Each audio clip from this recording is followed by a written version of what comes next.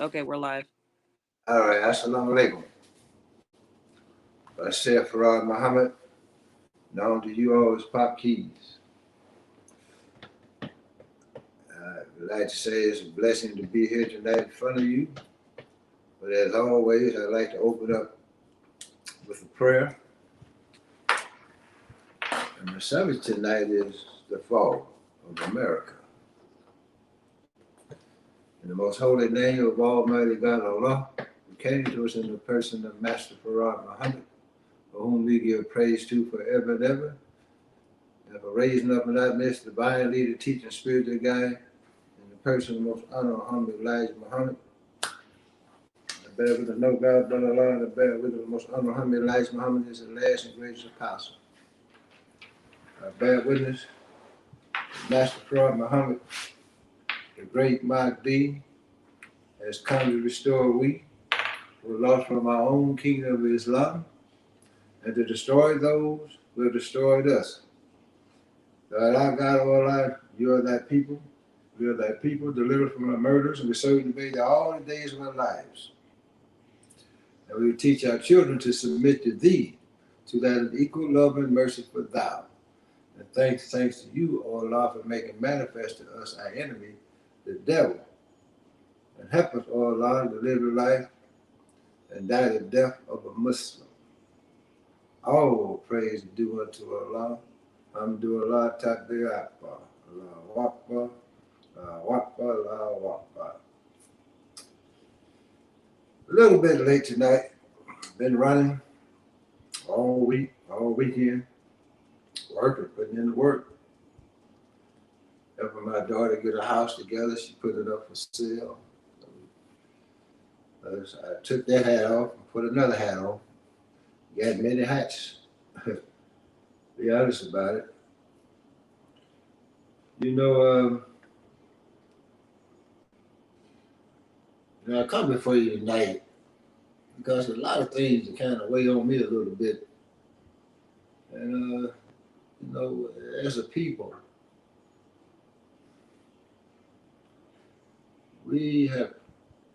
first of all, we in bad shape.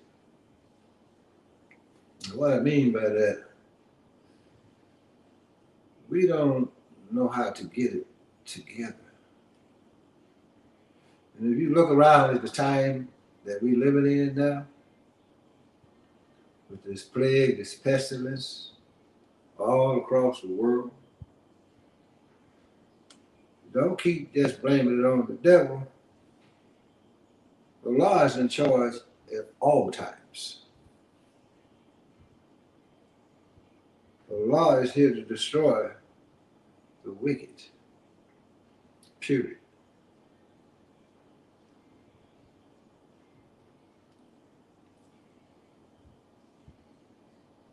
And Allah is angry, very angry.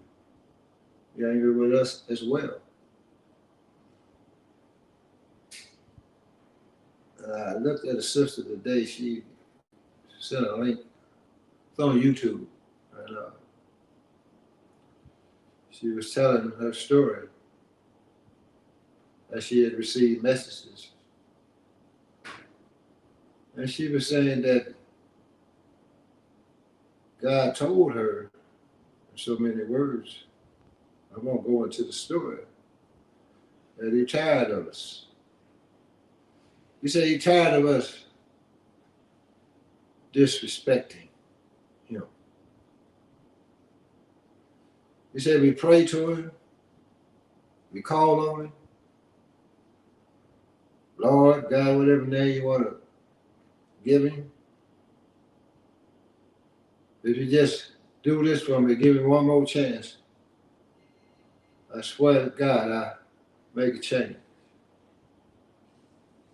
And He's such a merciful God. We know this black man in America is a dead man. But like I said last week,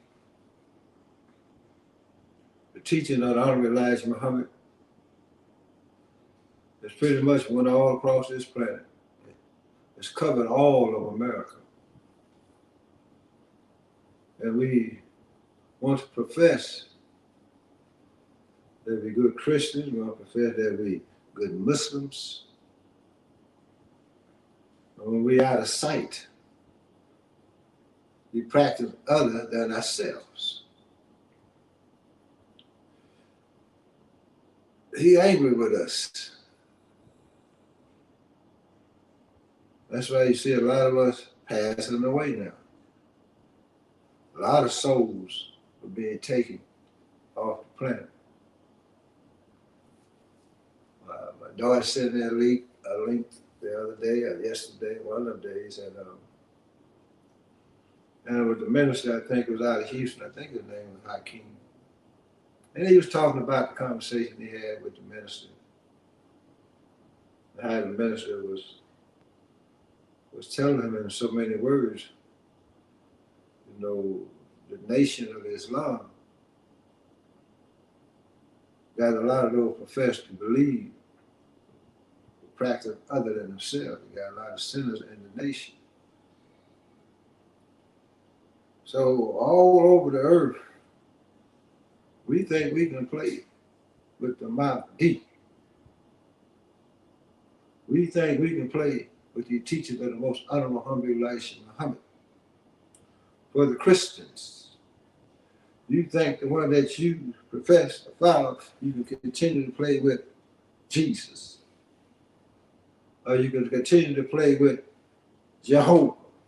Whatever name you want to put on, it ain't but that one. We have become so arrogant. We think we can continue to do devilish work and get away with it. We should be seeking the change and praying to Allah to kill that devil in us. But we all got it deep in us. There's so much that I can cover and say tonight. We got all this jealousy and envy amongst us. We're taking our clothes off. We're bending over. We're lying, robbing, murdering, cheating. Someone sent me a link, told me about all the women that are being murdered in St. Louis in the month of September, over 12. Talked to my brother, he stays in Milwaukee. He said, man, the same thing going on here. We got young brothers, stone cold-blooded killers, savages, murdering our women, murdering one another. We fornicating, we doing everything on this damn planet, in this country. So that's why you see the Great Plague all across this planet. God is not playing. Like I told you last week, he has a war. If you want to be a victim, you go right ahead. But being a nigger and a savage is just about over. So I would rather think like this, you know. I'm coming up through the ranks, they would tell us that maybe you got to sit that clean glass next to that dirty glass before your brothers have something that you can offer them so they can make that change. Well, I think that's just about done.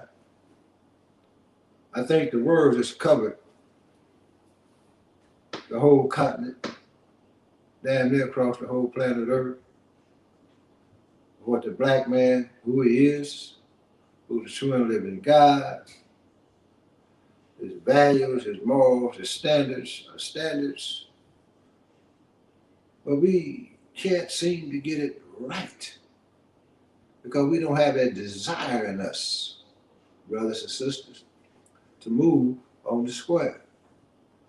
So a lot of us must die. And I'm letting you know,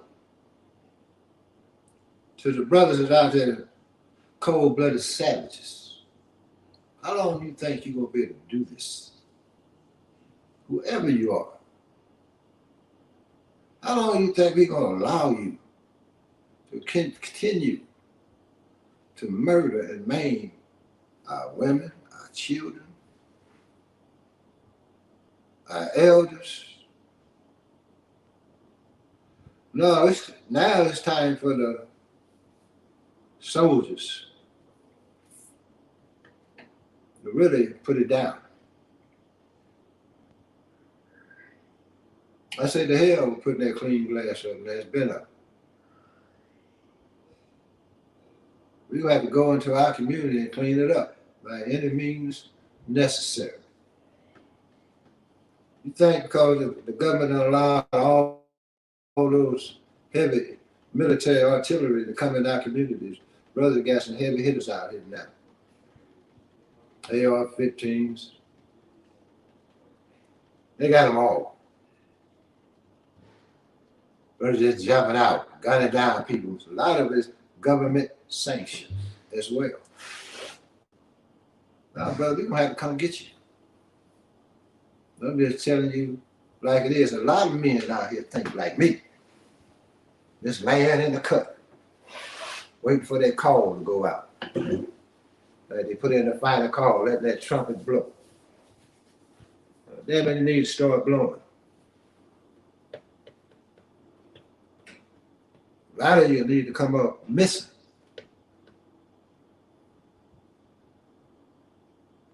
Period. You ain't serving nobody but the devil. You damn sure ain't helping our community. So full of jealous and envy. You don't even know how to get together and work. Those that are supposed to know how to work together can't even do it. So where is that black man that I'm talking about? The hell with the white man. This world is going down. This world should fall. But we want to hold on to this world. You got the same damn mindset as the white boy. Get a couple dollars of stuff to change. No, man. Time out. We need to throw all of this away. Trying to be successful in the white man world. We need to kick the can over now. We need to take that one step forward. Who? I'm talking to the brothers that really got that real understanding. They really know what I'm saying tonight. I mean, what are we waiting on? That mystery God? What are you waiting on, brothers? All we want to do is go to a bunch of damn conventions, put the word black out front of it. Black this, black that. Well, what are the results we getting? Are we getting any results? Everybody making money. Let's use the word black. No damn results, period. Nobody even care about those that have been displaced in our community. Snatching women up, holding them against their will, making them have sex with all these type of men. And a lot of them is police officers too to get snatched up, people in high positions. What the hell is going on with the black man now? What we waiting on? You waiting on instructions from Joe Biden? Man, we so messed up. I'm just going like, I hear a lot of Muslims have a lot to say about the minister.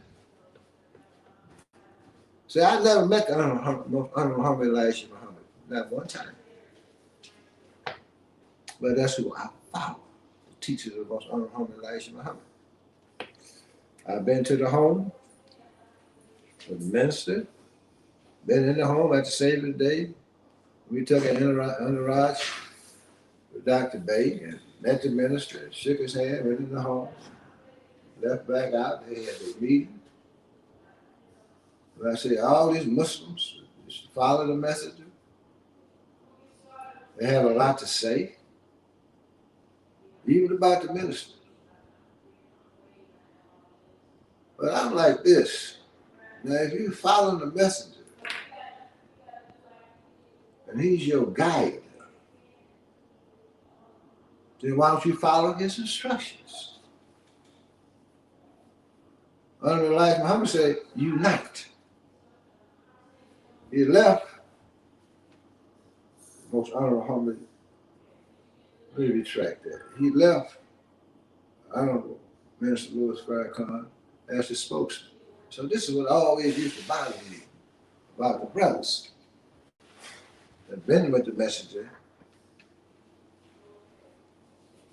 How all of a sudden Honorable Elijah Muhammad ended up being wrong with his choice. I've studied his teaching and a lot more. I don't know everything about these teachings, but I know enough to understand that the messenger didn't make no mistakes. That much I know. No, I'm not in Chicago. According to what the brother would say, I'm not resident with the nation in Chicago, which doesn't matter to me. I'm resident with Allah, personal master Farad Muhammad. But one damn thing for sure, I followed the instruction of Honorable Elijah Muhammad. If he appointed Brother Minister Farrakhan as his spokesman, then he's the spokesman. Period. So whenever he gives out instructions, he said put the mask on with the criteria. That was instructions. Don't you recognize a man that's been placed before you by Allah God himself? Master Farad Muhammad, the most honorable Elijah Muhammad. He had to leave somebody, or if Dean Muhammad couldn't get the job done. Why don't we unite and come together? There's the question. We got to get out of this jealous and envy. Then we line it up with brothers to even go against our own Muslim brothers for some fame and glory, for the dollar bill, for some attention. Especially the brothers up under teaching on Elijah Muhammad. This beast getting ready to be destroyed. How in the hell are you going to stick with that? This is the book, The Fall of America, by the most honorable Elijah Muhammad. This is the time we living in. Brothers, sisters, don't you understand? There's not a lot of time to be playing with this. You better clean your behind up. You got to quit jumping up under that cross with some of these brothers with that slick talk.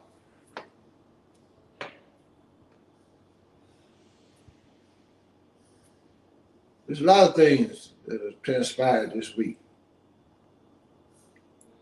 You know, we even got problems with BWO, infinite wealth strategy, jealousy and envy, and brothers, they ain't been out here that long with corruption. But I seen it even before it became a controversy. Even when I went to Puerto Rico, I saw it. And I had mentioned it to some people. But they didn't understand what I saw. Because I've been around, worked with lots of people. And I seen that arrogance. I seen that jealousy. And also I seen certain moves the brother was making. You know, we was taught we can at the bakery, we work with anybody. But you got to be careful today. Everybody is not down for the same cause, because you say you represent God, but nothing is God-centered. And you could tell, even when we was in Puerto Rico, we was at the dinner, I seen the devil in the mix. Understand? I peeped it. I said, okay. And then what really got me was this devil that was there. Told to had all this type of wealth and knowledge and stocks and all that, whatever you call it. But why would you allow your sister to go to his room? How you allow our women? Don't give a damn what he got. Understand what I'm saying? So I knew that couldn't be the new black world order. We ain't exchange our women for nothing. Give a damn who you are, partner. Matter of fact, we don't even want our women shaking the devil's hand, unless alone sleeping with him. You know what I'm saying? What the hell going on?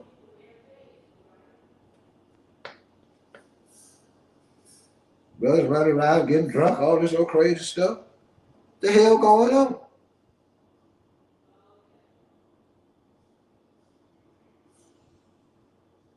Is this the new world order? I beg the difference.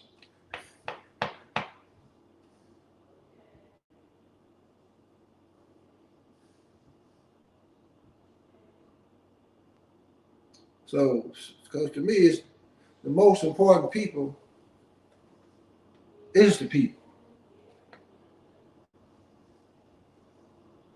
Well, I've been taught to speak the truth regardless, and that's exactly what I'm going to do. If it offend you, so shall it be. It don't matter who it is. It can be my own family. If you're but wrong, you're wrong. I'm gonna call it like I see it. I got brothers that I know right now, and I done spoke on them. And you can't get mad at me. Not really, because I spoke the truth. I didn't lie on you. I tell you about the things you did in the past. All you got to do is sit down and think about these things. Brother, right? I might not want to hear it. Understand what I'm saying? But I did do those things. And I'm wise enough to know sometimes brothers are not used to certain positions, not used to getting certain attention, obtaining certain power and status. And I know sometimes we all need that time to mature. You tend to make mistakes. And some brother I spoke on, we still good today because they can recognize that I didn't lie on them. We sit down and we discuss business now. You know, I didn't work with a lot of brothers that cost me in some ways because of their ignorance. But you can't play with God no more. You can't play with these teachers of Muhammad Elijah and Muhammad no more, brothers and sisters. We need to start cleaning ourselves up, because if we put it down the right way and righteousness, the devil can't touch it. Only if it's the Lord's will. But I'm telling you, young brothers, y'all keep on. You're going to have soldiers popping up. And there shouldn't be any damn mercy on them. Especially brothers out here murdering, maiming, snatching out women off the street, murdering people just for the hell of it.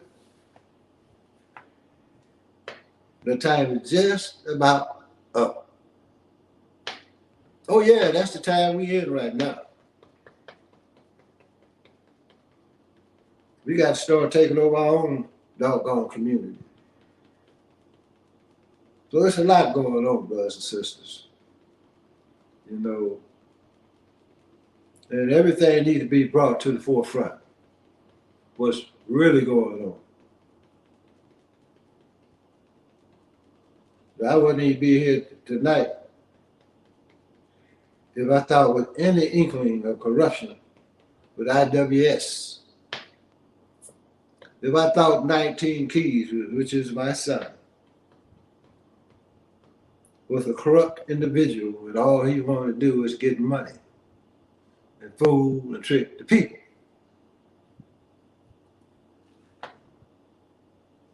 Well, you know, it's like this here. I put Allah first.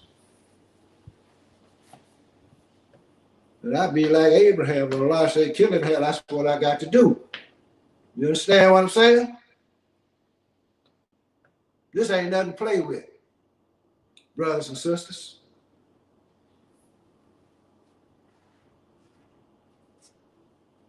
So a lot need to be brought out tonight and exposed.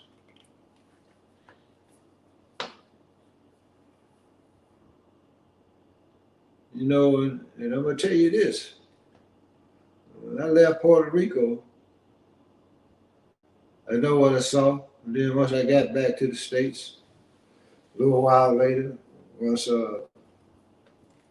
they had voted 19 Keys out, and what really blew me away, when I seen the brothers, Mr. Chris Cole, Mr. Taylor, Mr. Ben X, they had a podcast. Well, Ben didn't say nothing, but he should have. When the brothers up here talking about women giving all sex and all this type of stuff, what the hell that got to do with BWO? That was that nigger mentality that popped up after the devil raised his head. I don't know if people call it, they should have called it. But that ain't representing the teaching of most honorable Muhammad. Nowhere. That's representing the teachings of the beast. What do we, I mean, you got so comfortable corrupt and you made a few dollars. You figure, oh, you let your guard down. What you really been thinking came out of you. Brothers, and the brothers I'm talking to, I don't mean you no harm. Allah's in charge, but you brothers need to go back and clean yourself up. Period. A lot of people saw that. Brothers, sisters, get it together. This is not the time to be playing with God.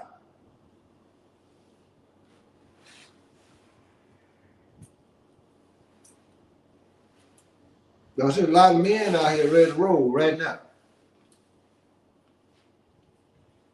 It's already been trained up.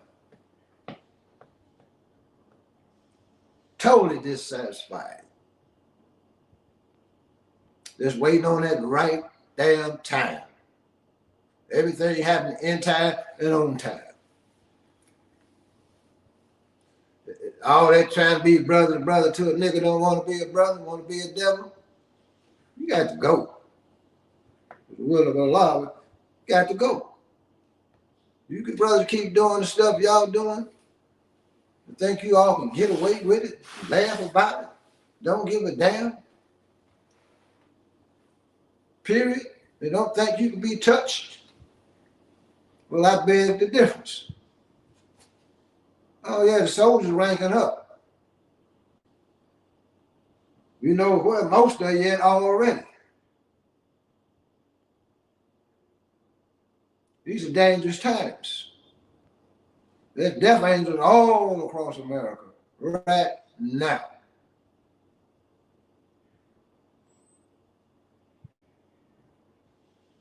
As a matter of fact, Dr. Bay introduced me to one time. We was in San Francisco. We just set up a new bakery down on Edge Street. And we went over there to go out into the field and go over to the bakery. And, you know, we would go through the city through our caravan and stuff. So I'm standing outside with the Dr. Bay. And it was this big brother, big, dark, shiny brother. But he had the uniform, he had a blue uniform similar to the FOI uniform, but he was in the church of the Scientology. And he came up, and Dr. Bay knew him. He spoke with him. Dr. Bay told him that you know who that was. No, I don't. He said, that's one of the death angels. Brother spoke with me, shook my hand. I went on about my business. That was their conversation.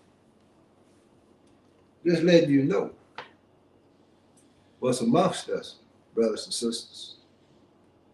You're all tied up in this Christian stuff, thinking about these angels with them damn white wings. Beg the difference. Muslims, we need to get better at what we're doing. We need to strive to be the best of the best. You know, and I seen there's a lot of beauty in the nation as well. And I seen where I think Brother Abdul, brother, up out of Oakland. Oakland is really my base. There's a lot of, it's a very important city. It's very strategic, for one. And he had posted something. I think it was the minister and the son was singing to him. You know, and it's good to see a black man get that type of acknowledgement from his family, because we don't really get that from our families. And when he kissed the back of his father's hand, that's all praise is due to Allah, because those are the stories that used to be told to us about the men in the East, how the children would kiss the hand of the father, and how he would be traveling to come back and tell them about his journeys on the planet and the different countries he went through. See, the black man, what I saw though, the black man got to earn that respect from his family by being on the square, he being God-centered. I recognize that, but that was beautiful to me. Well, ain't none of them kissed my head yet. You understand what I'm saying? You know, this is where the black man got to go. We got to go righteous. But we got to be full respect of our families, because you know you're doing the works of Elijah. I ran into some Muslims today. They had them long. They were brothers from America, though. You know how we like to emulate every day, everybody but ourselves. They had the long nose, whatever I call them down their dresses. I had my little cap on with my star and crescent and crown and stuff. So I gave the brothers the greetings. They didn't give me the greetings back, but they gave one another the greetings. But I just told them, you know, America in trouble. You gonna tell me where the whole world is in trouble, right? And I kept moving. You think you're gonna rise into heaven with that foolishness? I beg the difference. But I want to go into the fall of America. This old good old Billy Bob you all steady holding on to. I heard a brother, he be out in front of people all the time, teaching very well. But they talking about their daughter going to be an actor. You gonna send your daughter into that cesspool?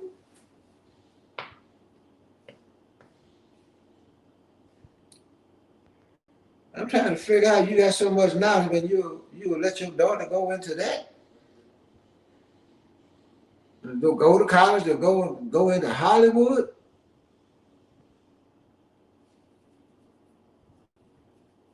Some of them still don't have that full understanding. America is through. Don't try to make a career in America anymore. Build you one inside the black nation. Build a career on liberation. How you gonna fight for liberation and your family ain't fighting for it? It don't add up. Everything mathematics.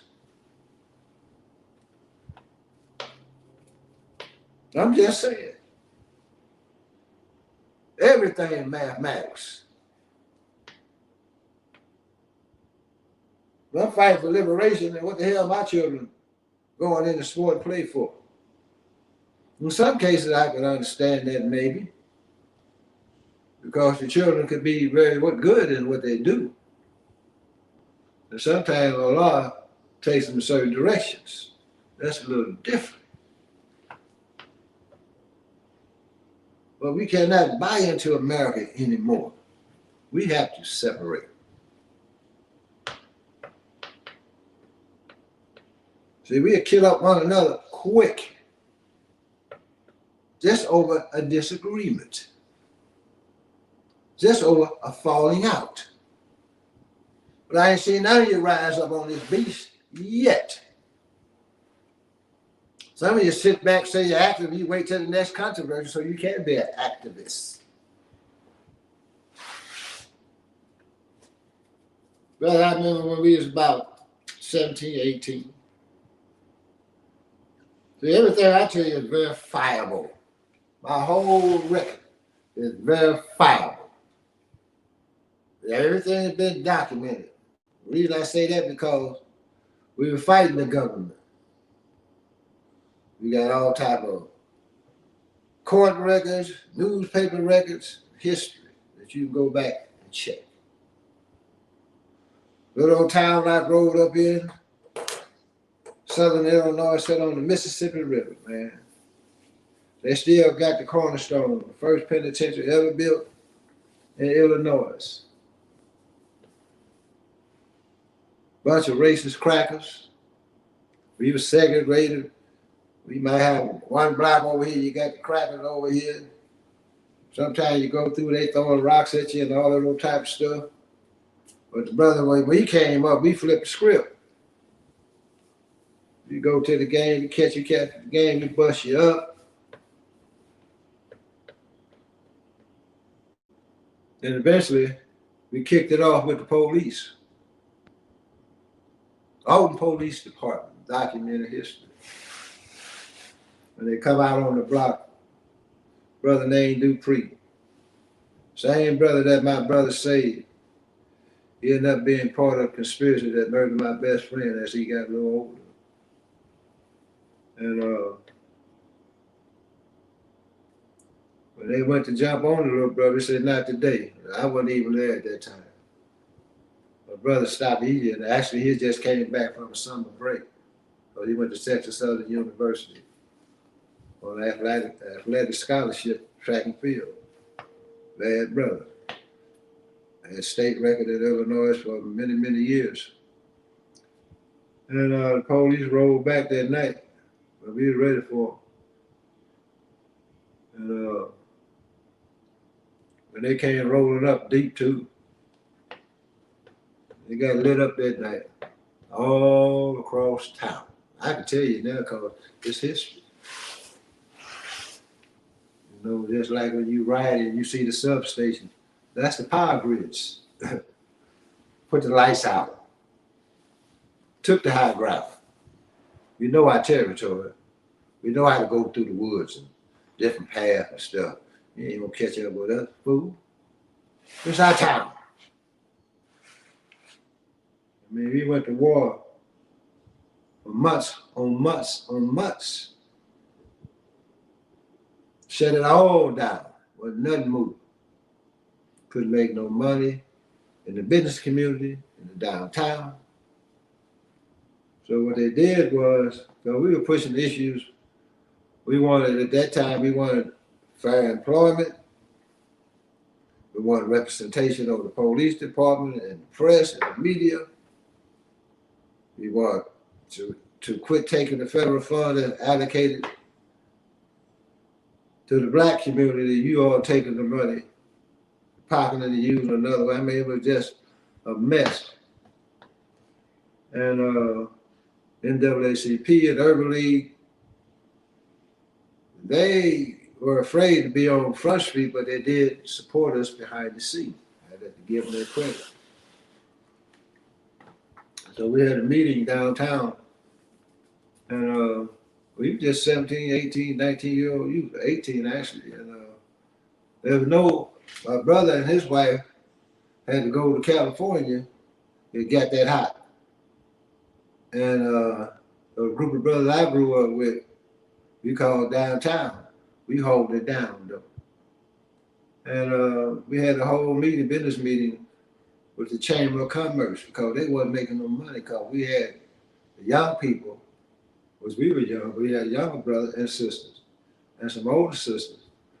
We had them picking and shut the downtown all the way down. Ain't nobody making no money today. The next day, and after that either. So they wanted to meet with us. And so we had the meeting, and they, of course, they tried to buy us. They said, well, we give you this amount of money, we give you a job and stuff. So until they say, man, we don't want no job. We don't want your money. Let's make sure our people are taken care of. Period. Of course, we had police come down there and jumped on some of the people and stuff, but the people they jumped on fought back. And this went on for a long time, and it got so heavy that my brother was one of the leaders of the organization, of the group, and we just called one meeting. But we knew after that they were going to look for the leadership. But one night we had got the word that they wanted to off my brother. So we said, well, what we going to do about this one? So we know you couldn't call the police because the police involved. You couldn't deal with the feds because if you call them in, they're going to investigate you. They'll come down on the blocks and ride by, snapping your picture and all that old type of stuff. So me and my brother got our heads together. So that night, we had planned. So I go back to the block. I had set it up good. So all the brothers are down there, so I ease away. I cut through a couple paths and go to my brother's house. And he had come out the door. We had planned for him. I had to shoot my brother. And he came out that night from his home. So we had to set it up like he was entering back into his home. So I just popped him in the back of his leg. He had big thighs anyway, being a track star. I just used a 32 long, right? And so I eased on back down on the block. I think about 10 or 15 minutes later, I got the word. Somebody done shot your brother. I had to play my role, and I'm upset and all this, that, and another. But the reason we did that, because now they had to pay attention. Understand what I'm saying? They had a meeting at the liquor store on what they wanted to do. Because white folks came and told us that. That was cool with my brother. So we foiled that plot.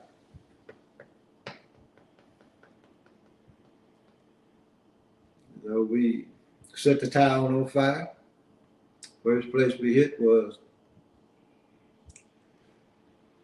department stores, Jew boys, Biedermann's, $3-4 million department store, a superintendent building, and various other places that night. Lit them up. Police couldn't ride the streets in peace, and they were scared. And this went on for a long time, brothers. Of course, we got locked up, got attacked, but we fought. I ended up going to jail, catching the case, 2 counts of aggravated battery on the police, but they attacked us. And we went to aid another brother that called us to come to his aid. He was across town. We had teams like that. And we go pick him up and bring him back across town, take him to safety. Police were following us though. Same brother we went to rescue, he threw the finger to the police. And he did all that little dumb stuff. So we had to set up, we not stopping. This is in the daytime though, so I said, don't stop. Go to my brother's house and pull over there. By that time, they got sirens all loud and all this old type of stuff following us. By the time we pulled from my brother's house, 2 from the back, 2 from the front. And so we get out though. They jump out.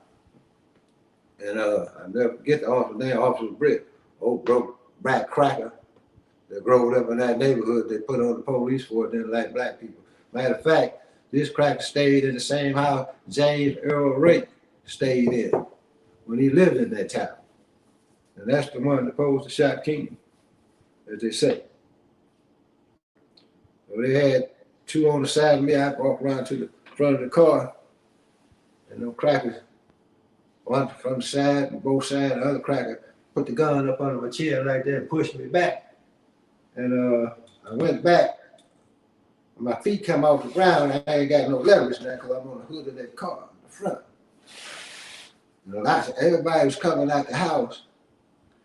And then my brother come out, what's going on? And they looked around. Understand? That's when my feet hit the ground. Yeah, we went to fight. We went off in the bushes. Understand? We battling at the gun and stuff. But hell, I had the gun. Old Brett went off. All of them went off. We all went off in these bushes, the big hedges in front of my brother's house. But hell, I come out the bush. I got his badge. And I looked around. The brother that threw the finger, he done ran up the driveway. And they ran behind, bust his head. Looked at my other partner, Chucky, and Willie, and one more brother, I can't call his name right now.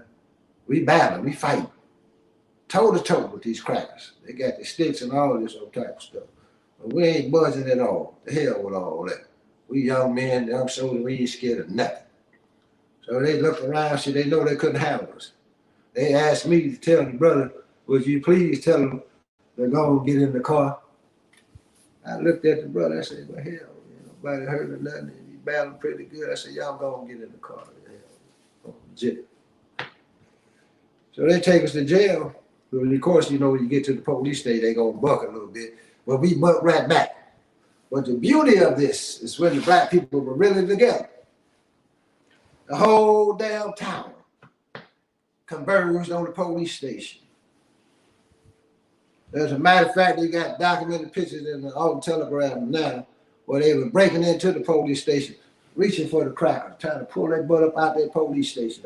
In them days, you can just go up in there, walk in there with them double doors and stuff like that. And they surrounded the whole police station because they wanted to transfer us to the county jail. But the people wouldn't let them transfer us. Understand? So they had to bring in the judge that night at 10:30 that night. Judge Greenwood. So when they brought us out, they had all these crackers with them big old shields, big old long sticks. Understand? So we walking to the courtroom, but I seen all that fear. They were scared. They had nothing but some weak white boys that went to Catholic school and got on the police force, or went to Alton High, didn't like blacks and got on the police force. Didn't have no hand, didn't know how to do nothing. They didn't have no kill in them. They just had that badge. We went in there and got recon that night. See, unity is very powerful when you use it for a just cause. As time went on, they brought other men in from various parts. That's why I know a lot of these things that's taking place in our community, in these cities, is sanctioned by the government. They brought brothers in from various parts of the country to try to knock us off. And these are brothers from the streets that had the bags and all this old type of stuff. Apparently it didn't work. They did get a chance to hit my best friend. He got set up by the friends that he growed up with.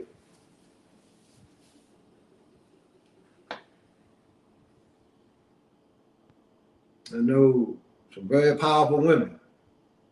They got my full respect to this day. Go toe to toe with the police and had no problem popping that pistol. Period.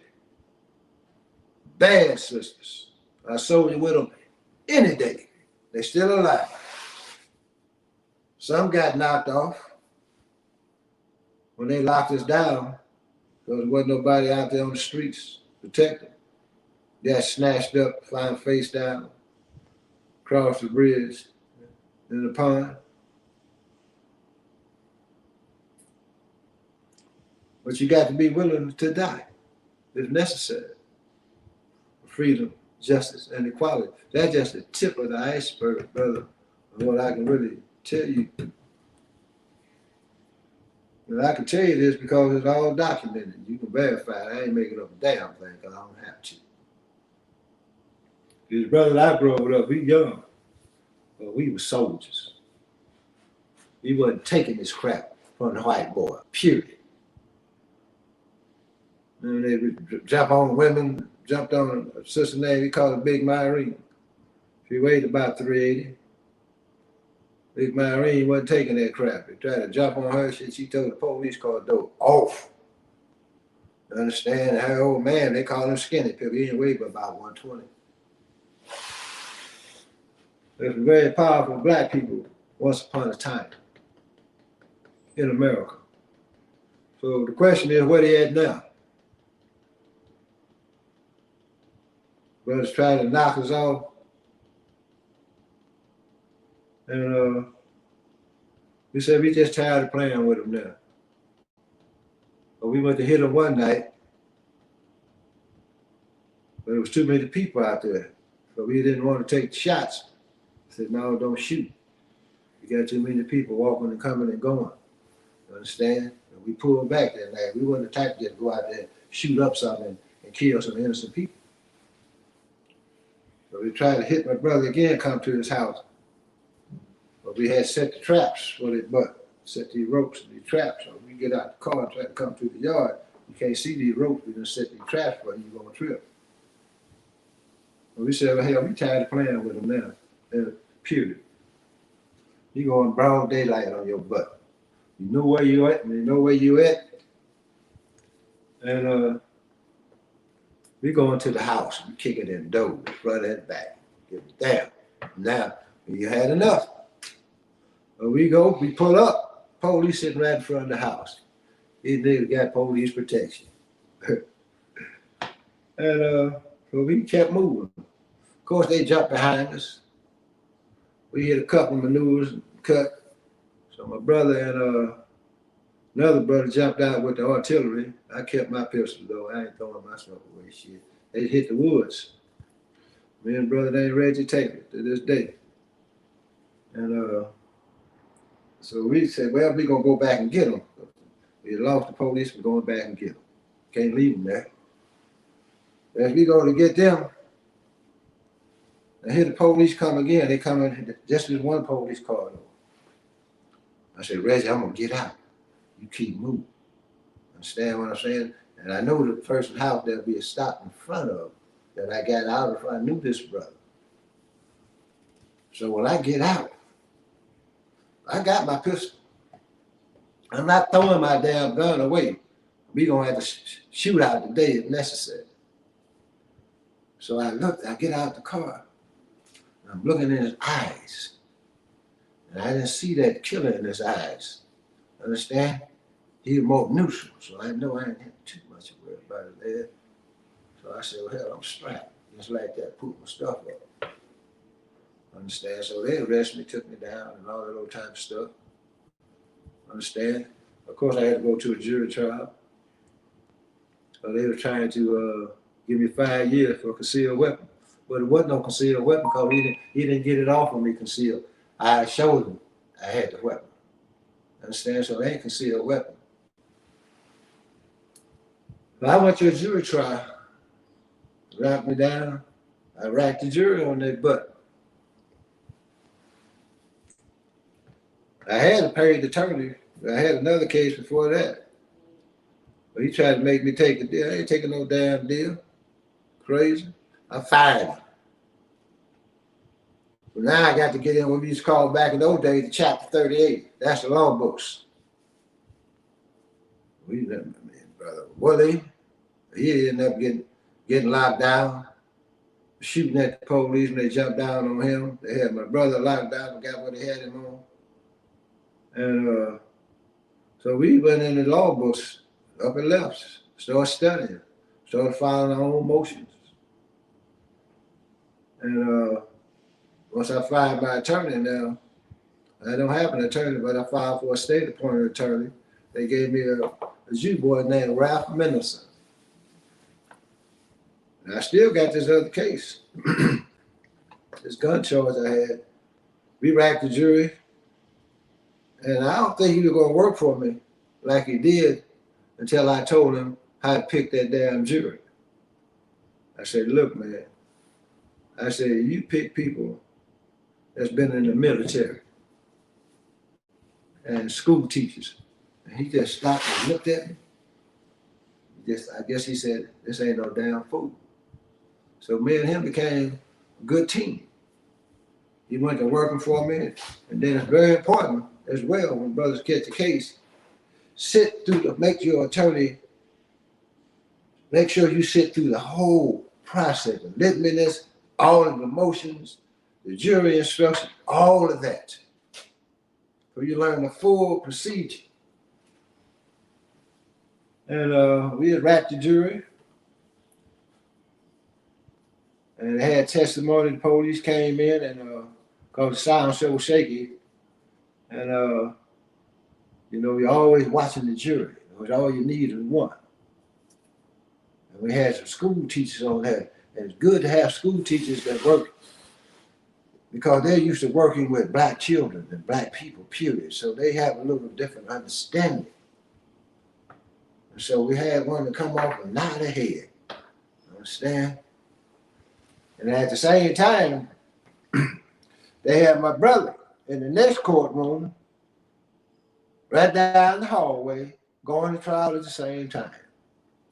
They had my brother, Willie, going to trial for shooting at the police at the same time. All three of us on trial at the same time, so they wanted to have a big blow up in the paper. So on that second day, I had another one out of here. I said, okay, I went back. We was talking about the case and stuff like that. So I think I got one too.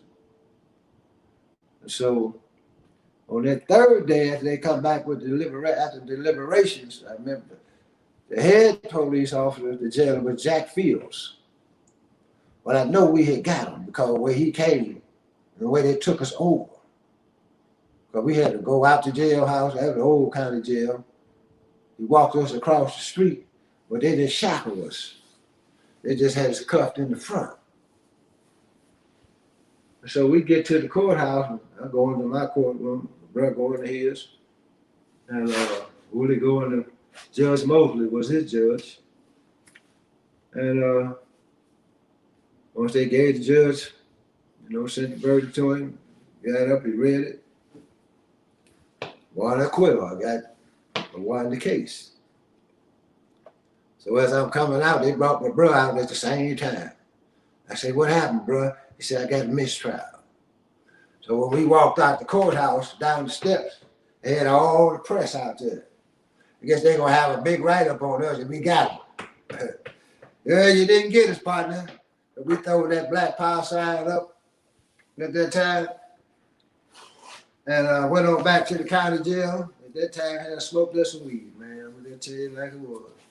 Had our own little celebration. Understand? But the fight wasn't over. Got another case to fight. Understand? Willie had a mistrial. Understand? So I'm trying to say, you got to fight, brothers and sisters, for the right thing. God will always be with you. But you're going to be tested. So that's just one part of it. Man, I got so many things I can speak on that I have lived through and experienced. We're standing up with some strong brothers and some strong sisters. We've been under attack so many times. This was just even before I became a Muslim, young man. And that case with the 2 counts of aggravated battery on the police, I took a bench trial on that because we couldn't get a fair jury. There was too much press. So I took a bench trial with Judge Mosley. And when I had my witness come in, I'm looking at this cracker. He went to hollering at my witness called Sam Parker. He was the brother to see me because he stayed next door to my brother. Went to hollering at my witness. I said, oh, hell. Looks like these crackers got me on this one. So he found me guilty on the bench trial. I said, well, Your Honor, I need 30 days to take care of my affair. He granted me 30 days like a fool. You think I'm coming back to go to jail, turn my damn self in? Just like the movie Catch Me If You Can. Yeah. Understand? Eventually I got busted over there in St. Louis. Stayed at the hotel a little bit too long. Running back and forth and stuff like that from LA. And they locked me down, took me to Clayton County Jail over there in Missouri. So now I say, well, let me see what I'm gonna do with this one.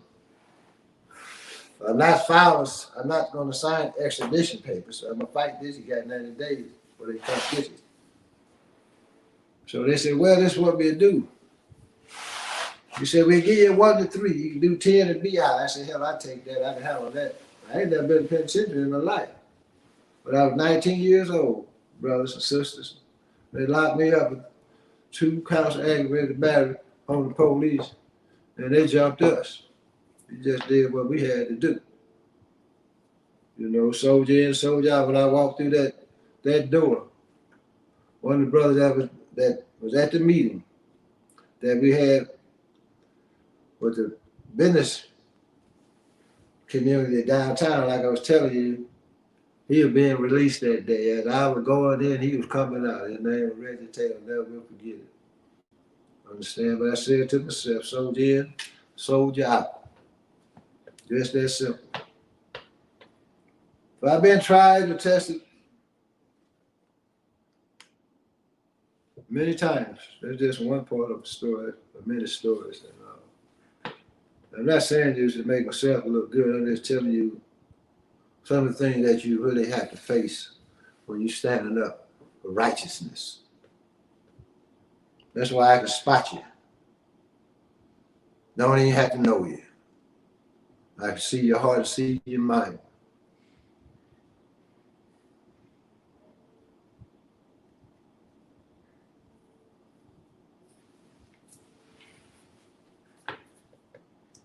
It ain't easy being a black man in America at all.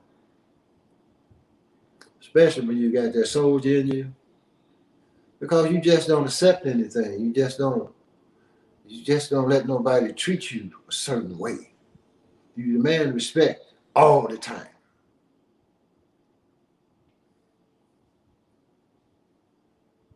But you got to be willing to die for what you believe in. And that was the main ingredient that we had.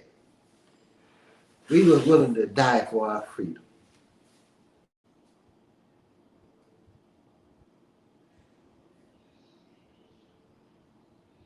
We wasn't afraid to die. Never been to jail before. We weren't afraid of going to jail. Tell you this last story. I caught that case when we hit the Haskell house. I can tell you now, because we had already went out on the belt line and beat him, and hell, we burned that boy down. Hell yeah. So it got good till I'm going to get another one. We're going to get another one. Well, he went and hit the Haskell house, that superintendent building. But we went through. We ran across town and got pulled over. Understand? It's 1, 2, 3 of us. So they pulled us over, searched the car.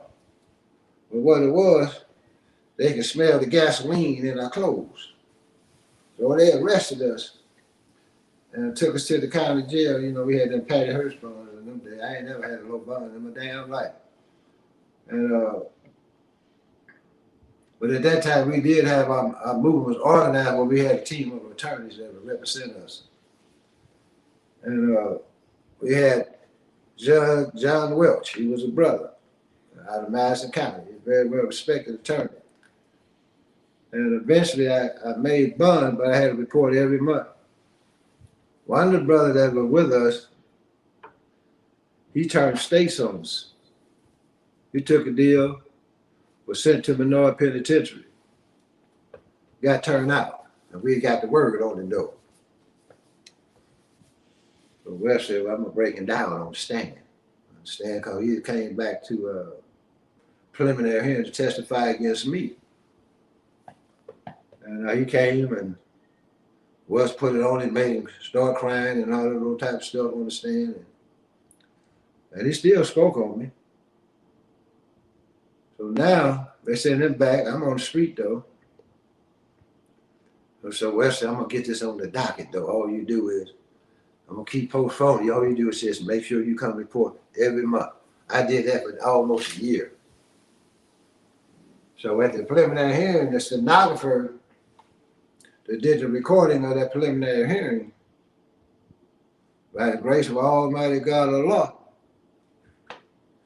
she got sick and died. But now there's still the transcripts. To this day, those transcripts came up missing. They couldn't find them. So Tommy ain't testifying no more. You understand? So you don't have no probable cause to hold Basheer. So they had to drop the case. This ain't why I even came into the teachings of Uncle Elijah Muhammad. But we used to always admire the FOI when they would come to town, when they would go to St. Louis, because we liked the brothers the way they were so disciplined, looking militant, black and strong, and fearless. And we was always a supporter of the brother in the nation. So our thing was, if you attack them, we gonna fight with them. That's just the way it was. That's where a lot of brothers are right now in the streets today. So these are some of the things, brothers. That's why I can come before you and speak on them quite a bit. I am not telling you about the thing when I got to open it. That's another story by itself. But I'm telling you, we need men today. We need fearless men today. You understand? To step up now. We too much hung up in Instagram, Facebook, and all these platforms, and just reactionary, making statements and getting all these damn likes, like you a militant. But you send your damn child to Hollywood. Everybody across the damn country got a black convention now. But what are the results? Black people, quit being fooled, but demand results. Because your baby life is on the line. Their future is on the line today. And we cowering and bending over. We crossing one another for $1. We allow the white man, because he got some status, to take our woman. And we take them to a hotel room and have sex with our sisters. But that's okay, huh?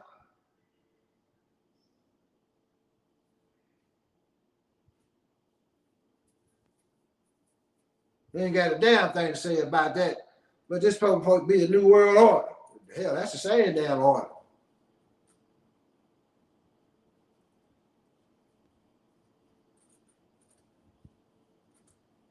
Now, I've been in situations where, man, I got picked up off the street and charged with murder. People that fabricated the case. Same brother that be fighting I told you about earlier. They working with the DA, state's attorney, Madison County, police chief of the town, they all hooked up. They come snatch me up off the street. And I seen her coming that day. I'm at another brother's house. And I seen her when they pulled up, and I'm strapped too. So I walked back, put my strap in the refrigerator and walked back to the door. Cracker got out the back seat of the shotgun so damn long, long shotgun I ever seen. He said, "You're under arrest." I said, "Well, let's go." Cracker took me way out in the boondock called Jerseyville, Illinois. There was one black family in this town. It was an old family. Understand? Old Detective Walkington. I'll never forget his name. And the sheriff's name was Sheriff Yoakum. So they want to question me. So I'm looking around instead, looking at the desk, and so I seen the old sheriff like basketball. He must have been the coach or something. Then they had a skull sitting on the desk with a damn hole in the head.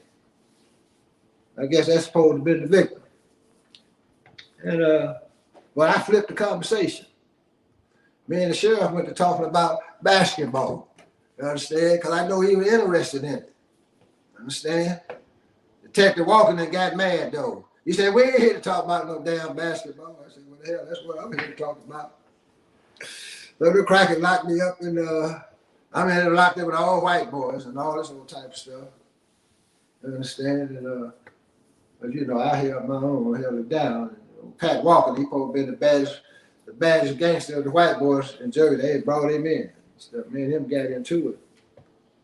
He was upstairs though. I met him in the cage. We had business. He and Cracker had nothing to say. Then they had the sheriff, the police, the guard, whatever the hell he was, or the jail, because they had us in like these cages. He'd come in.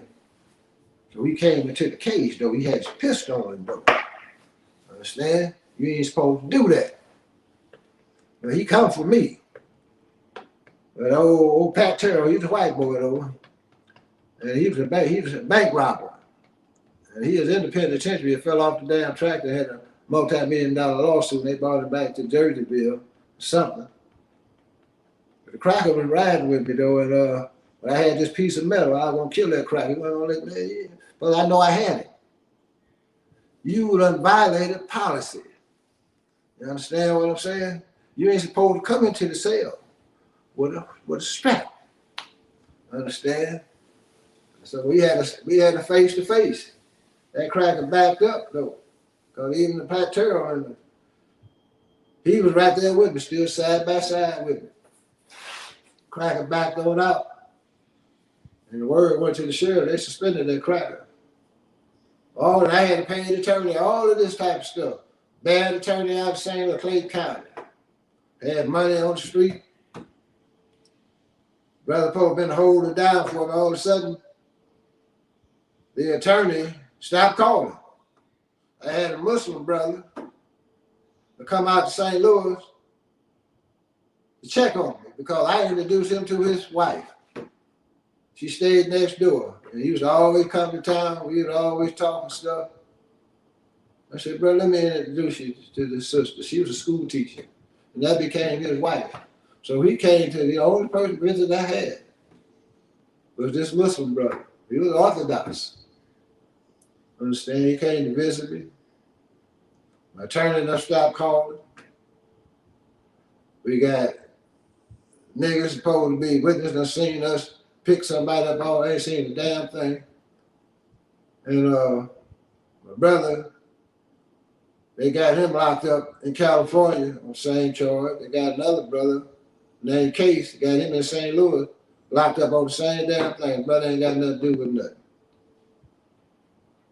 Then I get the word the brother bought him a new home out in the damn county with my damn money. He figured Basheer was through. But along with me again, the brother that informed was supposed to have been the informant for the state's attorney. Now he is the witness. He done took off and ran to North Carolina. So now they look for him. Now they figure he done lied on us. Understand what I'm saying? So the table got turned on him. Somehow a charge got put on him, and they had to release me. The same Detective Walkington, I'll never forget it. It was in the wintertime. That cracker had to bring me back, or they didn't want no black man running around Jerseyville, like me anyway. Brought me back, dropped me off from my mother's house. I walked in the door. They were glad to see me. Understand? That's how God has been with a brother. That's just one of many, many stories, brothers and sisters. I ain't bragging on myself. I'm just telling you the true history. When God is with you, can't nothing be against you. Straight up. Period. That's why I say, up, you mighty nation, accomplish what you will. Black man, we got to get better than what we're doing. We got to stop being afraid. Some of you on the front line now ain't never been arrested in your life. Your test is what you gonna do when you get busted. Some brothers go to jail 3 days. Act like they did 20 years. They ain't did but 3 damn days, brother. You out here talking all that big six talk. white boy test you. One thing about this beast, one thing about the United States government of America, one thing about these police officers, they respect the brother. And the reason they respect me and the brothers that I know, because they couldn't break us. They couldn't break us. They couldn't make us become snitches. They couldn't make us sell out because they put time in front of us. You understand? One thing about this devil, if you hold fast, he will respect your butt. Might not like you, but he sure the hell will give you that respect. You understand what I'm saying? Because you know he's dealing with a soldier, so they respect. They don't respect nobody to sell out that they can break. They ain't gonna never be able to break me. Period. I don't give a damn what you do. You can kill my whole family if you want to. I ain't breaking though. I'm not gonna let you see that in me. Period. Brother, I grew up, we ain't built that way. Hey, y'all talking about this generation, but you ain't did a damn thing. What you done did? You don't let them turn you out. You don't even care about your people anymore. You don't even have no love for self. You're murdering and maiming wholesale. Period. So I question this generation that's in front of us today. What you gonna do when they come for you? What you gonna stand for? Period. Let me get on to these teachings right quick. Hell, you gotta get some damn heart. You gotta find something you're gonna stand for. Fighting one another. Talking about you ain't affiliated with the idea of hell. We don't want to be affiliated with you if you're moving like that. Why should it? Somebody want to affiliate with you. You're selling out for the money. You're selling out for the glory and the fame. There ain't no way as a Muslim I'm going to sit up there on a podcast and let two brothers sit up and talk about having oral sex. I'd step and say, hold on, niggas. That ain't what I represent. I represent the teaching of the most honorable Muhammad Elijah Muhammad. And you can't disrespect me like that. Period. The hell you think this is? You better still ride with them damn niggas? Lost your damn mind. To tell it like it is. This black table talk tonight. Every damn time I come on here, it's black table talk. Confusion of the people. Now the rise of America, once slave until the knowledge of self, in the spirit of Allah and the person of Master Muhammad, the Son of Man. The author of resurrection of us, the mentally dead, is causing untold confusion among the heads of state. Oh yeah, they confused today. They don't know how to get that damn vaccine in us. They don't know what the hell to do. They just had that punk Chris Tucker come out here on Stone Chris. Understand when they gave people $100 the gift, what they give you $100 gift card to take that damn what you call it, that vax. No one is killing people. And a nigga like that will sell out. Well, brother, I'm telling you, y'all ain't got too many times to keep selling us out, crossing us out, and we know this shit is right.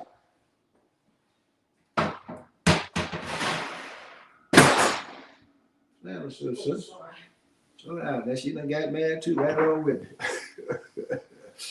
The scripture is being fulfilled wherein it prophesied that in these days, meaning the end of the wicked world of Satan, rulers are against rulers, kings against kings.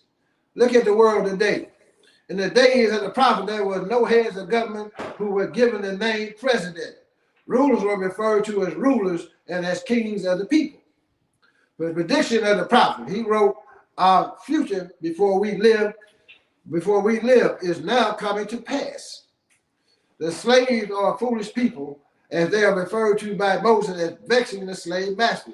Today, as these prophecies are now being fulfilled, we are not surprised at the truth God gave to us through the mouth of his prophets coming to pass as it was prophesied. The master must give up his slave, and the slave must give up his master, regardless of his desire to remain with his master. Y'all want to stay with this devil, you're going to die with him. It is the purpose of God himself to separate the two so that he can give the slave justice, an equal chance for survival, as the slave master has been exercising power over the slave, exercising this power over us every single day, and y'all love it. America is being torn to pieces politically. Look at the White House. Look at Congress. Look at the Senate. As Pharaoh's political party was in the days when Jehovah went after the freedom of Israel. Excuse me. Egypt was plagued with drought, great hail, storms, rain, and fire, according to Psalms, running side by side, fire and water. These plagues are now visiting America from Almighty Allah God himself. There you got the COVID-19 plaguing America. Think about these things. And we still act like a bunch of niggas. We still want to sell out our people. Y'all still want to come out and then be informers and go back and get paid and make your living like that? You'd be surprised at all these people that's out here snitching today. Women as well. It ain't just the brothers. I mean, you got them on the payroll. And all they have to do is tell the government who's doing what. They sit out, they come out, be amongst the people. Sit on top of their damn cars, watching everything, reporting every damn thing. I'm telling you what's really going on. Our people who have no knowledge of the book and scriptures can make grave errors in trying to continue with the old world of the black man, enslaver, and enslavement. There are many of our people, especially among yesterday's leadership, who decided to lead the shackled slave into more secure shackles for the sake of the master and for the fear of the master's dislike of the leadership. That's what you got coming for you today. All these so-called stars don't know a damn thing about nothing, and come before the people that you all admire because they can tell a damn joke. Now you should put an X on their butt now, because they ain't no damn good. I don't want to see nothing to Chris Crocker. I don't want to never see another damn movie this brother make. Period. That's just my thinking. I'm not going to support some nigga don't support the nation. I'm going to support black people at this particular time. When you sell out, you know, we don't need them amongst us.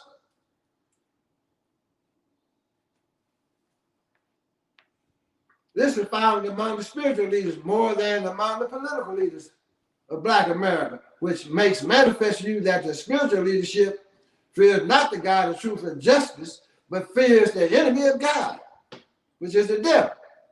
God is the author of freedom, justice, and the equality of man.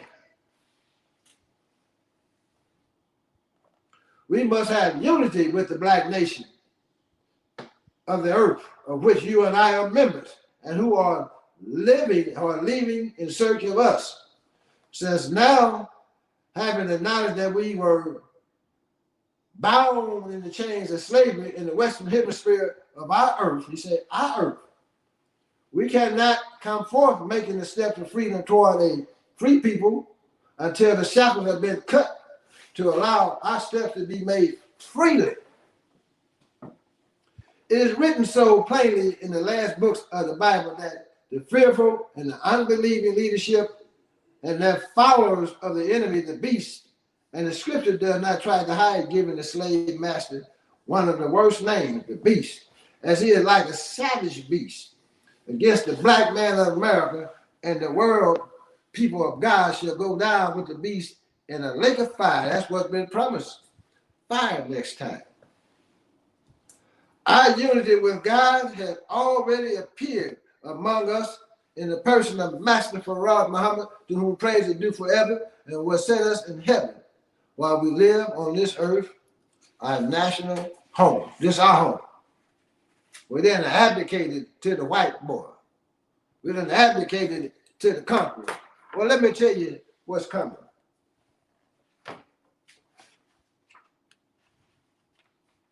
You're trembling now.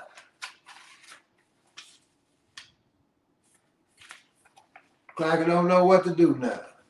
Let me find it right quick. Yeah, y'all been, I'm going to tell you what the Honorable Elijah Muhammad say about the mother plan. So I can find it. I got it. You go in my book, my context right quick. I'm going to tell y'all what's coming.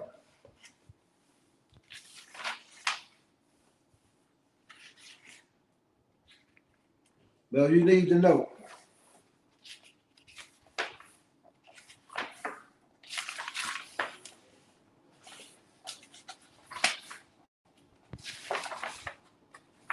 All these so-called sightings that they have, they tell y'all is unidentified. But they lying to you. This is chapter 58, page 236, in the fall of America. Listen. The mother plane. The mother plane was made to destroy this world of evil and to show the wisdom and the mighty power of the God who came to destroy an old world and set up a new world. The nature of the new world is righteousness. The nature of the new world cannot be righteousness as long as unrighteousness is in its midst. The same type of plane was used by the original God to put mountains on this planet. Listen. See, they don't teach you this in their universities and in their public school system, brothers and sisters. This is why it's so hard for y'all to get to this, because you've been indoctrinated into this educational system. Therefore, you think like the devil. You don't think these things are possible.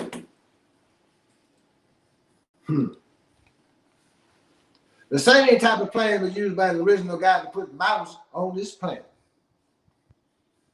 Allah God, who came in the person of Master Farad Muhammad, to whom praise is due forever, is wiser than any God before him, as the Bible and the Holy Quran teach us. He taught me that his plane will be used to raise mountains on this planet, Earth. The mountain that he will put on this earth will not be very high. He will rise these mountains to a height of 1 mile over the United States of America, and 1 mile is 5,280 feet, brothers and sisters. This reminds us of the prophet's prediction of this time of the destruction of the old world and the bringing in of a new world. Behold, the Lord makes the earth empty and maketh it waste, and turns it upside down and scatters abroad the inhabitants. Therefore, the Bible in the book of Isaiah, chapter 24, first verse. There are planes in various nations today. Listen now, you need to listen. There are planes in various nations today, but this is the mother of them all. There's other planes sitting in other nations that they call UFOs, sitting in other nations right now. Get to this. But this mother plane is the mother of them all. Why? Because this type of plane was used before the making of this world. So before the making of this Caucasian world. Why should God make such a sign of his power to destroy a nation? Because this is the final destruction of that people who have opposed God in his purpose and aim for justice and righteousness. This is what's getting ready to come upon America. You can take this and let it alone. Just keep living. The white race are not the people who were made righteous and then turned to unrighteousness. They were made unrighteous by the God who made them, Mr. Yakub. Allah God, who came in the person of Master Farad Muhammad, to whom praise is due forever, taught me that this plane is capable of reaching a height of 40 miles above the earth. His words could be, his words could have been a sign meaning 40 years in which the plane would go into action, and not referring actually to 40 miles.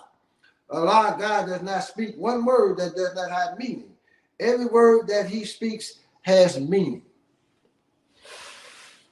The mother plane, according to what has been described of it by the devil scientists, is capable of not only staying there for long periods of time, but is also capable of eluding the scientists. See, they have a hard time. They don't even know what to do.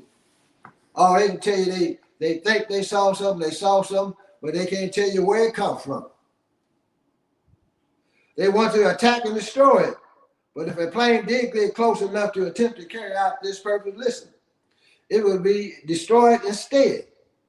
The white man had learned that this is not a plane to be played with. Planes come out of the mother plane. Planes come out of the mother plane. In 1930, Canadian newspaper reported that they saw the wheel, the mother plane. It came down out of the sky.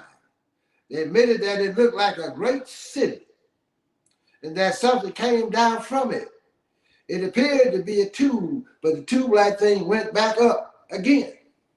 I was told that the mother plane comes down every so often and draws up oxygen from the atmosphere, takes back up into the plane. Listen. Allah God came in the person of Master Farad Muhammad, who prays and do forever, taught me that after 6 months to a year, the mother planes come into the gravity of the earth. It takes on oxygen and hydrogen in order to permit it to stay out of the earth's gravity until it needs refueling again. Therefore, all you Bible told let me go to the book of Ezekiel on you there. Ezekiel's prophecy of the wheel. I'm open now. You can take this and let it alone, but I want to give this to you tonight. But when they start to appear, you have something to refer back to, and you know what you're seeing now. And you might know what to do to save your life. Ezekiel saw the mother plane in a vision. According to the Bible, he looked up and saw this plane in the book of Ezekiel, 1st chapter, 16th verse. And he called it a wheel because it was made like a wheel. A plane that is wheel shaped can turn in any direction at any time. He admitted that the plane was so high that it looked dreadful. And he cried out, "Oh, wheel."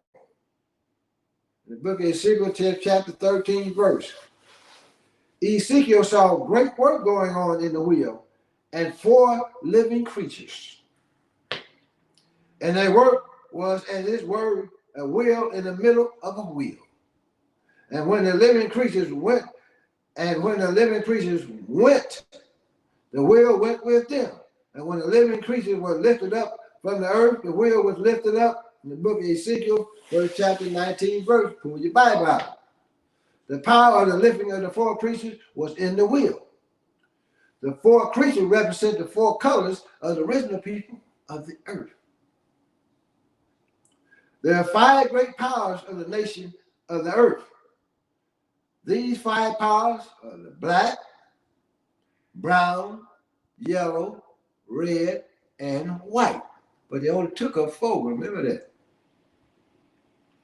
Of the 4 original powers, the red is not an equal power. The vision showed that the 4 creatures being lifted up from the earth, when the wheel was lifted up, they were lifted up, and when the wheel stood, they stood. This means that they waited upon the movement of the wheel. This means that they waited upon the movement of the wheel.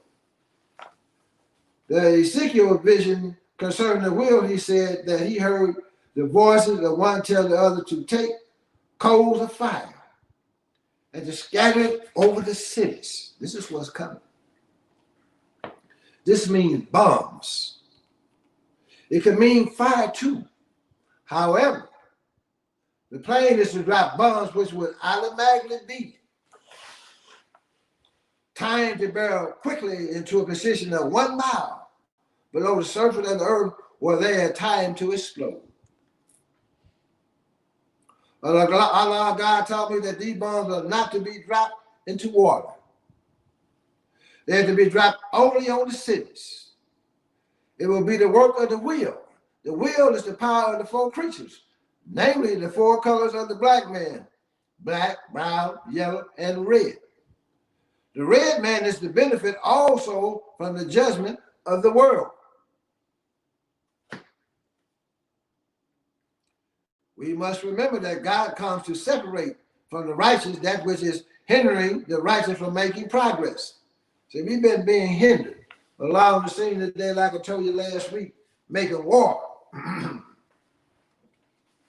Yeah, I'm making war right along with it. Excuse me, let me get a drink of this water.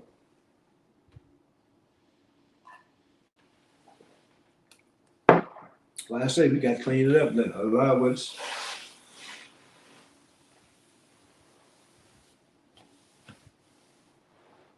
We must remember that God comes to separate from the righteous that which is hindering the righteous from making progress, and to destroy the effects of the poison of that which is opposed the righteous. The effect of the poison will be fully destroyed at the destruction of the source of the poison, which is poison the righteous. That's the white man. That's a white man in his education. That's a white man in his way of thinking and living and doing things. Gotta go, gotta go. So y'all keep riding with this beast. His fate will become your fate.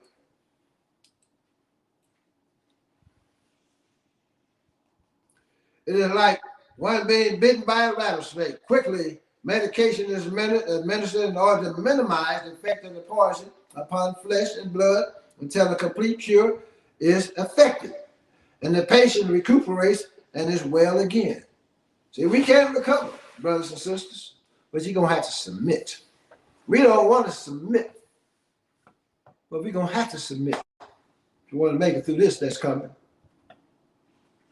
It is useless to try to ignore a secular vision of the will, for the make and the destructive work of the will was foretold before it came to pass. The disbeliever believes that which he sees present is not that which is prophesied to come. Talking about that disbeliever. That is why he is the loser and takes the course to hell, because he disbelieves in that which is prophesied to come about a particular day. I know y'all, a lot of y'all don't believe what I'm trying to tell you, and that's not really my concern. My concern is to give you the message. So maybe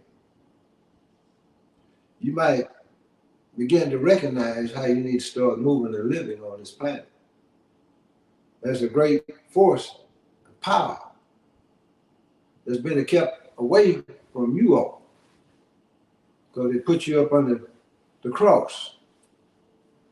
When they told you this, keep looking up and pray for that which you desire, and it will fall down. If it hasn't worked yet, ask yourself that. It didn't work for the slave, and he prayed hard. What was the slaves? I was in bondage 400 years. They prayed for one to come and deliver them.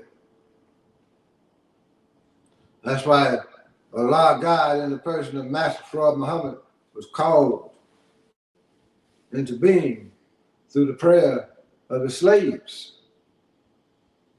Born in 1877,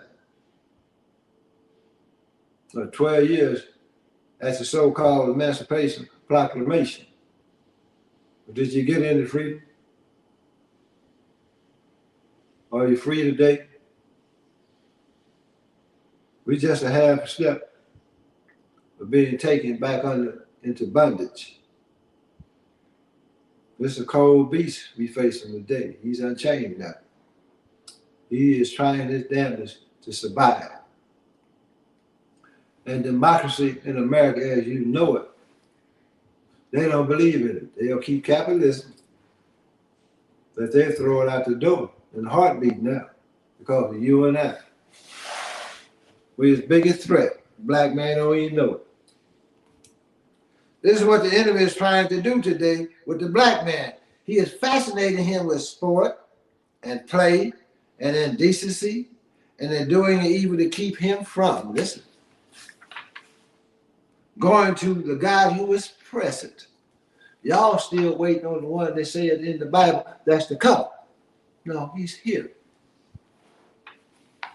You just don't recognize him because you're being other than yourself. You're not striving to be the ruler of self. You want to follow the way of the devil. You want to say good things and look good and pretend to be practicing upright. But all alone, you're riding with the devil in your heart. You never thought the day would come when you would see your wife, mother, an old gray-haired woman walking down the street today half nude. A few years ago, they would not have dared to come out into the public like that.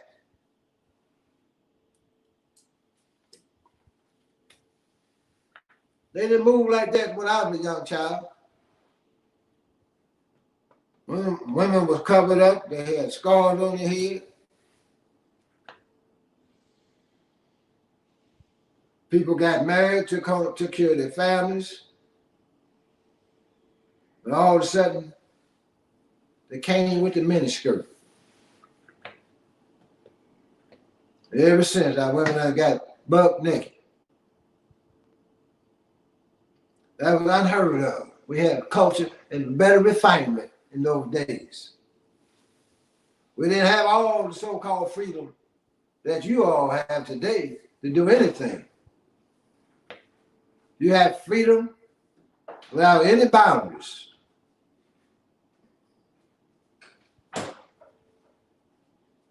They got us stuck in sport and play. We're looking up to sports figures for guidance. Looking up for entertainment. What do I care about what the hell Will Smith opinion about when he out there in Hollywood bending over? What the hell he got to tell me? Who are these people? Who raised them up in front of you? Him and his wife sitting at the red table. Think about that color red.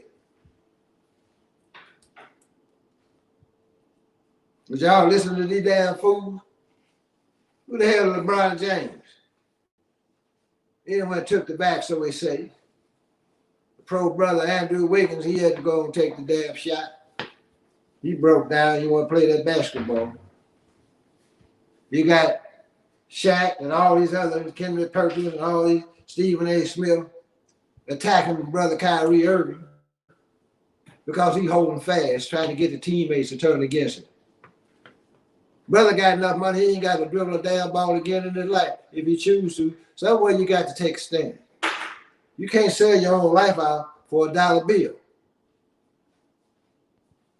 Why are you niggas supporting the agenda of the white man?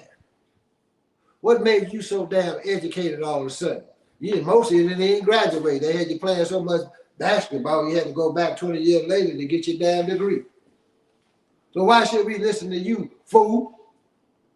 What made you so damn important and intelligent all of a sudden? Who is Stephen A. Smith? He's a sports announcer. What the hell do you know?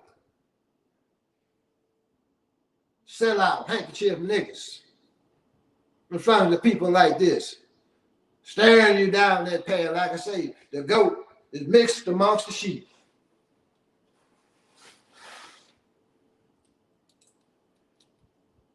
Y'all keep following that. This you're doing. I'm gonna finish this up, then I'm gonna get up out of here. But now they do so because the devil put disapproval on this kind of attire. They decide to please the devil. They do whatever the devil bids them to do. The devil decides to take the black man with him to his doom. So he knows he's gonna be destroyed, but he's trying to take as many of us with him. Our women can't even be entertained now unless they buck damn naked. How in the hell I want my woman, everybody know what the hell she got?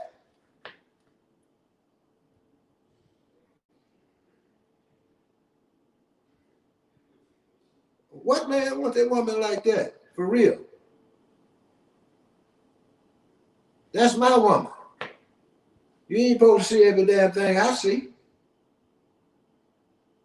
A lot of brothers get knocked off out there trying to defend their woman because she buck damn niggas. Somebody out there disrespectful. Well, I ain't left you brothers out there bending over, putting on them damn skirts and dresses, trying to be like a woman. Y'all love them all homosexuals like that too. Oh, y'all just sit around talk that girly talk with them, and bending your wrist right along with them and talking shop and all that. You understand? And I want to make the point is that I don't disrespect anybody. I don't give a damn what you might be doing because we done had brothers that come into the temple that was gay. The only thing we'll tell the brother, you come in, we're gonna get you right, but you can't stay that way. But I got to tell it like it is. Let us not classify the prophets as liars and ignore their prophecy, for we may cause our self-destruction through belief in the devil instead of belief in the God of righteousness. There is no known equal of the mother plane. This is the reason why she is called the mother plane.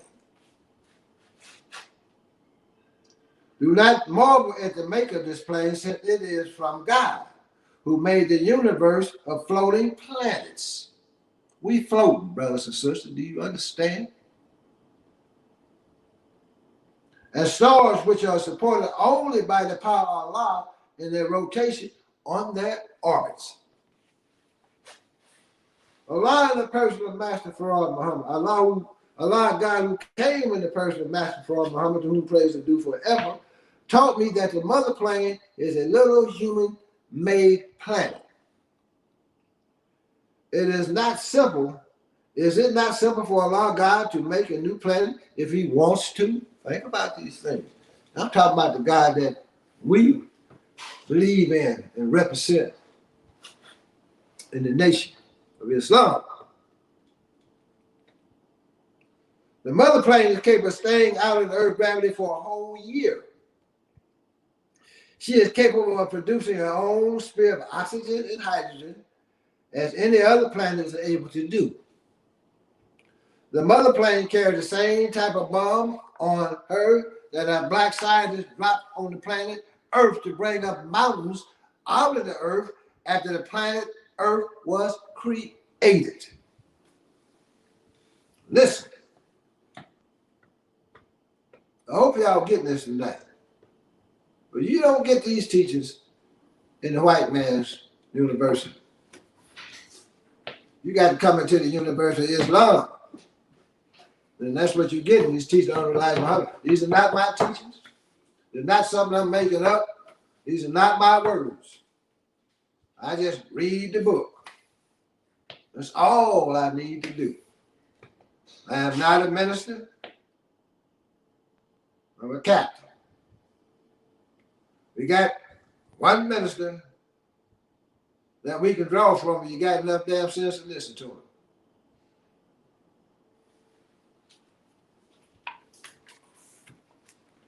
The knowledge of how to do this has not been given to the world, the white race, nor will they ever get this kind of knowledge. The knowledge of the world is limited. If the devil would get this type of knowledge, and we could just say that we are goners. However, they are not able to obtain this type of knowledge. This knowledge is kept away from him. And the reason they can do it because, remember, America keeps knowledge away from the rest of the world and technology, like Iran. A lot of other countries don't have the same access to knowledge like the Jew boy in Israel. A lot of knowledge is kept away from the threats for those they figure is a threat to them. Knowledge is power. So Allah played the same game. We can't let this beast get this knowledge.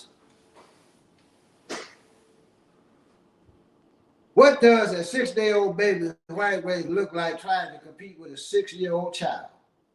Black nation. But a 6-year-old child can run all out in the yard and play. He can eat solid foods. The power of the 6-day-old baby is limited. Can't do nothing. Somebody got to feed him, care for him, change the clothes and all that. Pick him up. All of that. The knowledge and power of this world, life, white race is limited.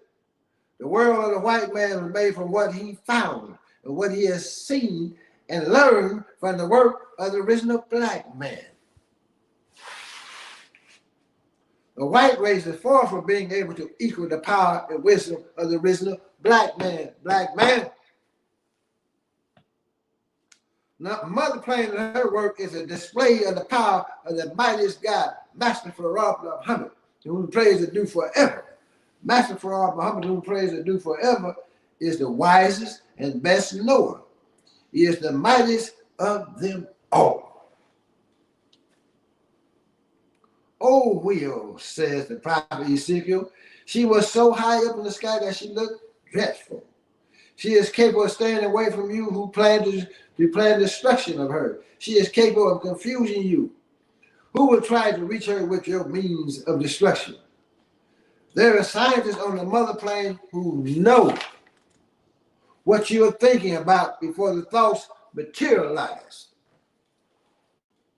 Think about this. Let me run this back to you. There are scientists on the mother plane who know what you're thinking about before the thoughts materialize. The Holy Quran, chapter 50, 16 verse. Therefore, it is impossible to try to attack the mother plane. She can attack you, but you cannot attack her. The mother plane is not like your little bullets or cannons which are powered by your limited power. The Bible prophesied that today Allah God wishes to make known to us that He is God. He wishes to be respected as a superior God. He wishes all life in the universe to know that He is the greatest. The Muslims recognize Allah God to be the greatest. He always repeats, "Thou art the greatest. There is no God like unto thee. None deserve to be served or worshipped besides thee." There ain't no Trinity in this. Father, the Son, and the Holy Ghost. Big the difference. The Almighty will, I repeat, that there is plenty of significance to the make of the mother plane. There is much significance to the course of operation of her work. I'm almost finished with this. Space here in this book is limited, but what Allah God taught me concerning the mother plane could be put into book form. O will made to rock the earth and to heave up mountains upon the earth. O will destroy of nations. No wonder the prophet Isaiah prophesied that the earth shall reel to and fro like a drunkard in the Bible, in the book Isaiah, 24th chapter, 20th verse. Let us seek refuge in Allah God from the destructive work to come from the mother of planes.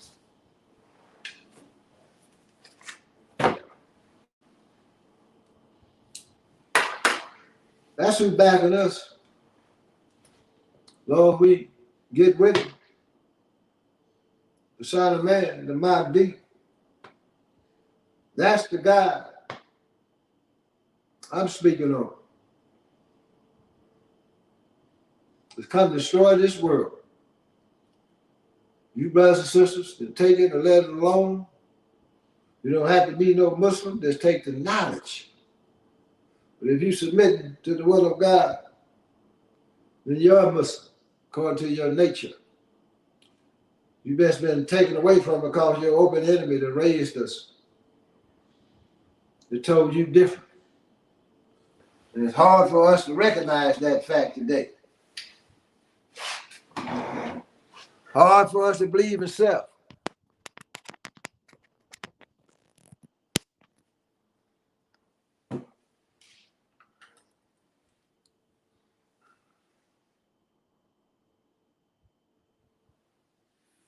These type of teachings, if you had as a child, look where your mind would be.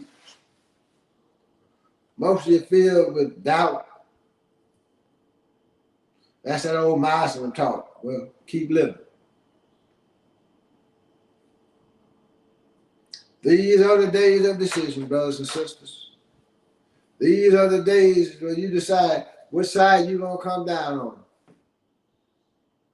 With technology today, you can see the sides, the people choosing the side that they want to come down on. When you see these people go against, when the minister tell you don't take that vaccine, you see these Negroes come out there and ride with the devil. Well, they made up their minds. I have no love for them. You riding with the devil, and you know it too. But you just riding, selling out for some paper. And in a few days, you won't be able to do anything with it anyway. Just keep living, brothers and sisters, paying attention. When you start seeing these signs appear, then you're going to know how God is God.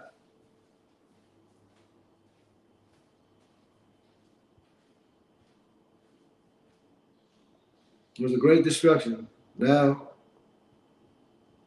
on our people as I speak. We don't have to die like our enemy, but he done set us up for us to die with him.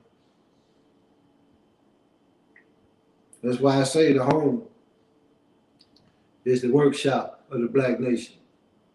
Fathers, mothers, get to the mind of your children. Teach them the right way. Do the right thing. Don't teach assimilation, teach separation. Why would you want to integrate into a burning house? And Dr. King recognized before he died. Muslims, we got to do a better job. We got to clean ourselves up. We got to work very hard at it. Harder than we ever worked before. Oh, there's so much temptation around us. Brothers, don't run with no weak brother. Always run with a strong brother. Two weak brothers should never be together. I was taught that a long time ago.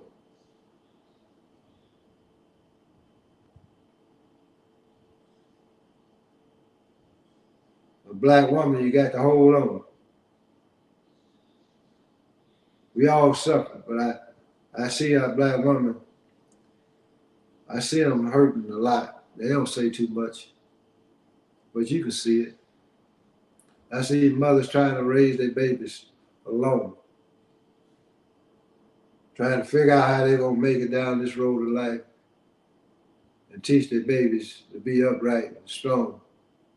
When the father that advocated his responsibility, he gone somewhere or got another woman.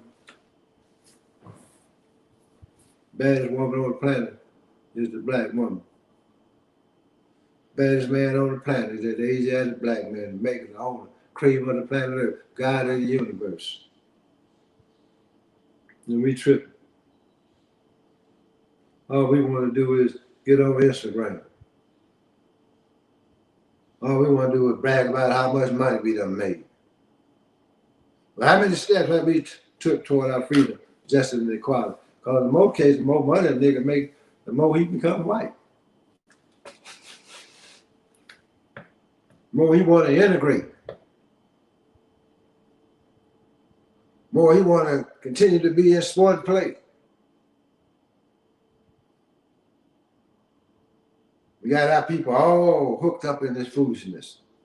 When you see death and destruction all around you. You'll go to the concert now without even putting the mask on to have a good time. Seeing people dying all around you, left and right. Don't even recognize the time and the danger. We sit and live in the belly of the beast. brothers and sisters. So what you gonna do? What you gonna do when America is no more? What you gonna do when you'll no longer be able to behave like a devil? But there'll be freedom with boundaries. What you gonna do when you can't put your skirt on no more, brothers? What you gonna do when you can't run up and down that damn basketball court in the football field anymore? What you gonna do when you can get busted with 2 kilos and be out the same day? No more. Go right back to the block. I know a brother that got busted in Illinois, Southern Illinois, got out, then when they went to Chicago, got busted with 2 keys, they got out the same day down there. Right back on the street. What you gonna do when you can't murder a man anymore? Your people. What you gonna do when you got to worry about not that drug dealer, but them tippy-toe soldiers? Might come through the chimney on your butt, snatch you up, and disappear. What you gonna do, black people?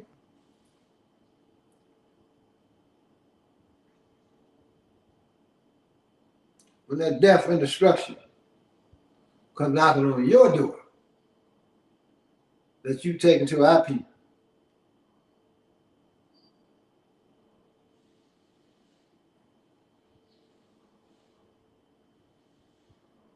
So I ain't the only one that's sitting up here tonight thinking like this. Allah put this on my mind and in my heart. I'm right before you.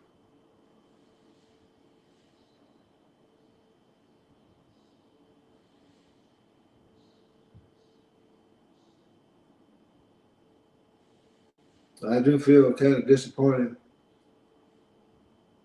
a lot of days sometimes with our people, the way we carry and conduct ourselves. We seem like we just don't want to get it.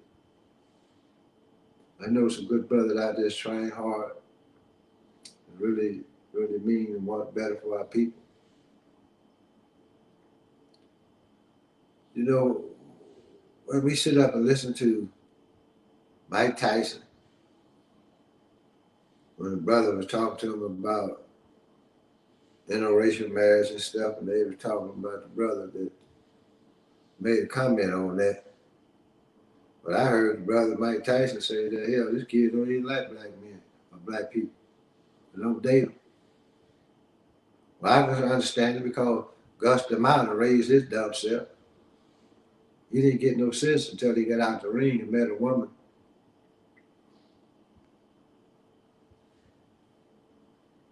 Helped put him on the right path.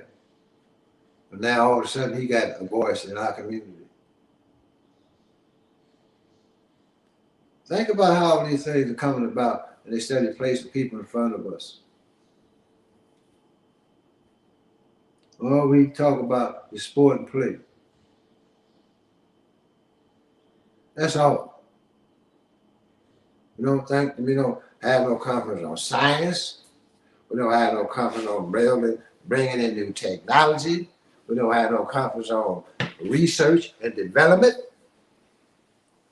But we have a black conference, and the first thing that you put out front is somebody rapping. Where's the substance that the people need to feed their minds and bring about a change? Quit using black people like that. This is too dangerous now.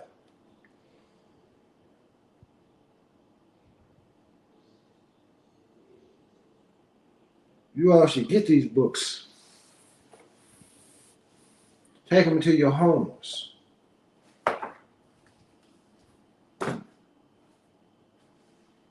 Conspiracy to counter and destroy the black boy. Brother Kajufi. to spiritually destroy the black boys.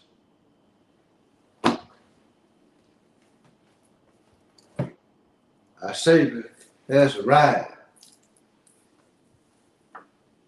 Message to the black man.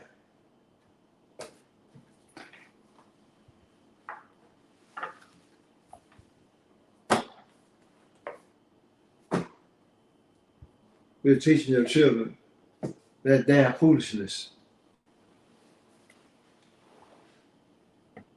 Give them something of substance that we can build a mighty, mighty nation and get up under this condition. And I got some brethren that don't even speak to me. Period. And I have raised their little butts. But they have integrated so deep into the white man world.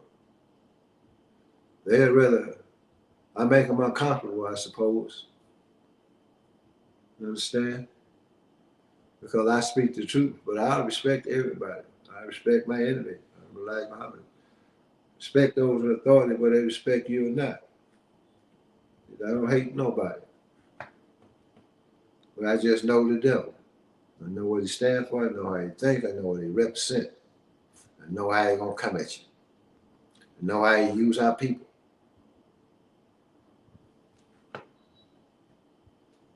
So I pray tonight, brothers and sisters, that this is getting late for you, that I can give you something that you would always use. And be it that I'm far from being perfect myself. I have a lot of growth and development to continue to strive, be a better human being. Brothers and sisters, keep up your prayer. Always be mindful of God.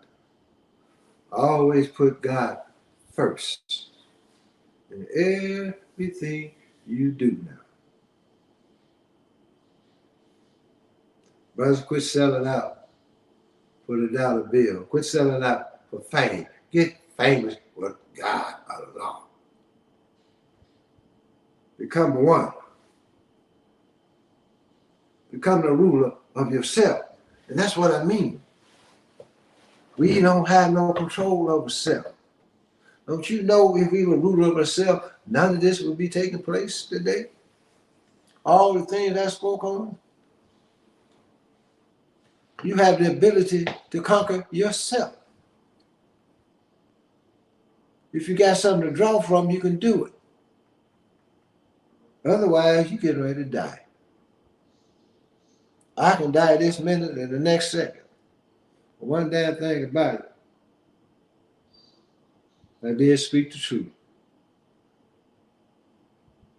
So all praise is due unto Allah, came through the person of Master Muhammad, and the last and greatest message, the most honorable Muhammad, Elijah Muhammad. And Allah keep putting minister on my mind. And so when I want to recharge my battery, I always go to the teachers or Elijah Muhammad. I can go see some quotes or put on the video or the minister, because you say some things that I would like to say to the world. And when I want to get that God-like knowledge that he be giving us, you understand? We got somewhere we can go. There's a lot of strong, powerful brothers in the nation that's out here. And I work with and support all of them, Father, Teacher, Honorable Elijah Muhammad, brothers. But I know when God leaves his representative, I ain't no damn dummy. My ego ain't that big. Go against the teaching of Honorable Elijah Muhammad. One of the wisest men that ever been on this planet, Honorable Elijah Muhammad. Look what he left us. Look at all the brothers and sisters. Look how the nation is still on the move. Look how the brothers and sisters still being taught, striving to do the right thing. Of course, you always got some weak ones, some monsters. And I would say this, keep our eye on things.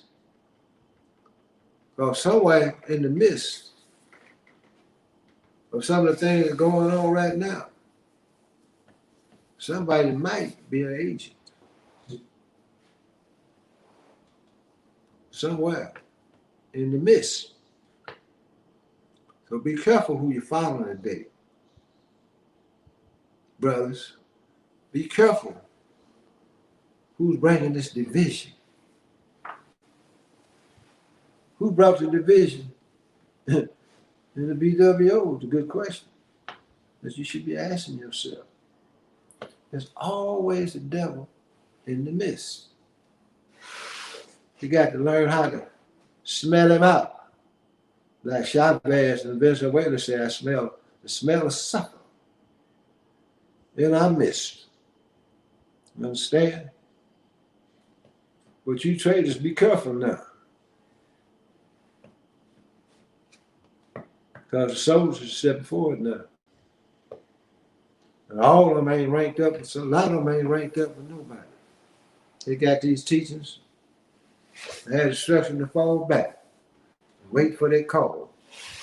Like they say in the final call, let their trumpet blow.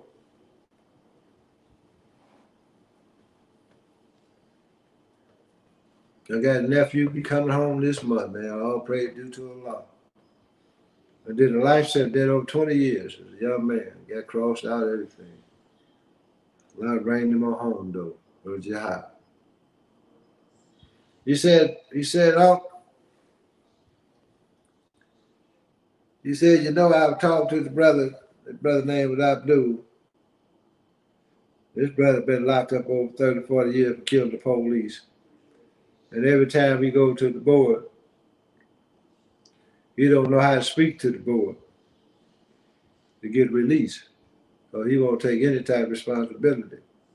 But he said, you know, Unc, he said, the brother that I killed, he did it in self-defense. He said, I used to talk to his mother, and she would always say, I know you didn't do that. You didn't kill him. He said that he had got to the point, he said, I'm not going to keep lying to this man's mother.